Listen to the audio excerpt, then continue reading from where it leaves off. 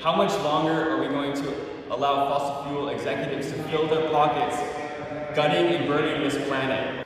Environmental activists have long had big corporations in their crosshairs, but increasingly they're targeting the 1%. And when you see the very wealthy amongst us burning carbon like no tomorrow, that is the opposite of leadership. Private jets and super yachts, symbols of the unsustainable lifestyles of the rich and famous.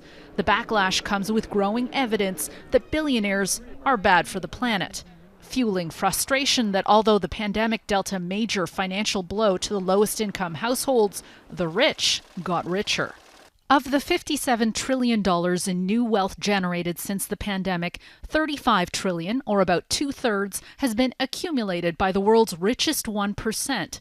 And the 125 richest billionaires each emit more than 1 million times more carbon than the average person in the bottom 90%, according to research by Oxfam. Wealthier countries and individuals have a greater ability to shield themselves from or deal with the devastation of climate change, a luxury developing nations and marginalized communities can't afford. Case in point, last year's historic flooding in Pakistan hit children and women in the poorest regions the hardest.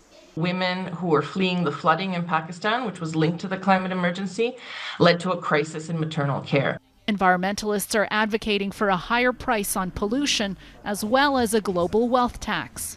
We also call for a tax or an outright ban on the planet-wrecking luxuries of the super rich. Tax collected from those with money to burn could be used to fight or mitigate the impact of pollution and increasingly frequent and intense natural disasters. Still, some warn that focusing on the ultra-wealthy shouldn't absolve everyone else of personal responsibility. But when you start adding up all of the SUVs and all of the number of trips to store and back where you could just as easily walk it or take public transport, the fact is we're doing way more damage than they are with their private jets. Anne Gaviola, Global News, Toronto.